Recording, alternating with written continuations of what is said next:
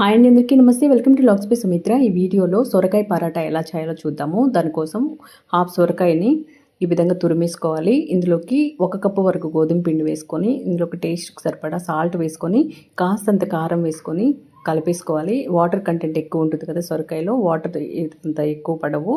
చాలా తక్కువ వాటర్తోనే మనం చపాతీ పిండి ప్రిపేర్ చేసేసుకోవచ్చు. పరాటా పిండి కలిపేసుకొని ఒక 10 to 15 మినిట్స్ పాటు పక్కకు పెట్టేసుకున్న తర్వాత కొంచెం పిండి తీసుకొని ఈ విధంగా పరాటాలు ఒత్తేసుకోవాలి.